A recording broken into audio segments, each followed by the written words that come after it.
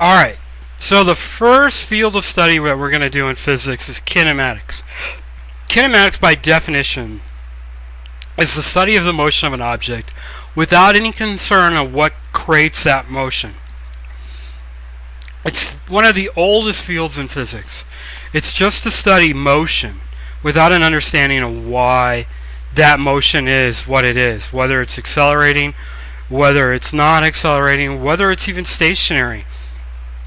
So kinematics is the study of that without concerns of why the motion is what it is.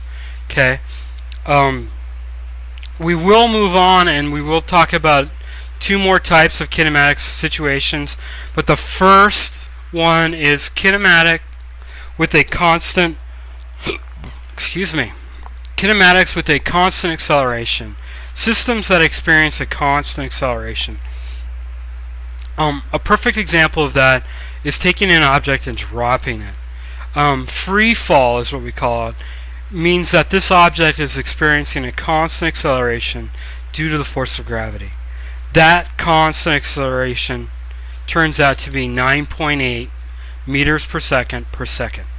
Okay? That's free fall. That means only gravity's pulling on it as it falls. Cool? So, kinematics with a constant acceleration. There's several equations that you need to know. I'm going to do the derivation, and I'm going to do the calculus derivation of it, and then I'll do just another lecture where I'm just give you the equations. The first one is the acceleration is equal to c. What that means is that the acceleration expressed with that little a is a constant. Typically we refer to that with a c or a k. We use k because typically physics is coming out of Germany and we tend to use a k for constants. I know it's German. Okay? So from that we were able to say that acceleration was the change in velocity over time. Okay? That's just the way I'm just shorthanding expressing just a shorthand expression for it. This v representing velocity, this t representing time. So if you know anything about calculus, we can say that delta, the triangle, is also expressed like this. Okay? Now, if I want to get velocity out of that acceleration, what I'm going to do is I'm going to take an integration. So these are steps. I'm going to take an integration of dv dt with respect to dt.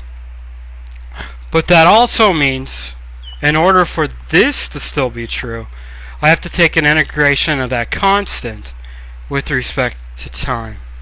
Now, if we do this, we can see that these cancel out, and I'm left with the integration of dv. That integration turns out to be nothing more than v. Okay? Velocity. This over here, if I take the integration of a constant, I get the constant to move out front, and then I take an integration of dt. So what I have is I have c times the integration of dt. Okay? That turns out to be, I'm going to rewrite this, v is equal to some constant times time plus another constant. Okay? We put this little dash here to say it's a constant, but it's not the same constant. That turns out, and I'm just going to simplify it, that turns out to be initial velocity. I put a little knot here. I can also put an I here. Okay? Initial velocity. So I'm left with, well, I got a v is equal to ct plus vi. Well, a is equal to c, so I'm just going to do a substitution. So I have v is equal to a t plus vi. Okay? Add one more thing. V final. Okay, that A is getting kind of overwhelmed by my lights. Okay, it's a little better. So, what this means is that the final velocity of an object depends on two things. Two things. Well, three things, I guess.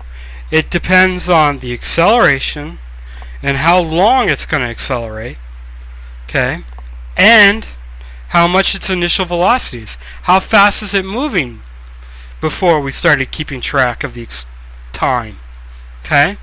So this equation says that the final velocity of an object is directly related to the acceleration of that object and the time that that object experiences that acceleration, plus the original velocity of the object.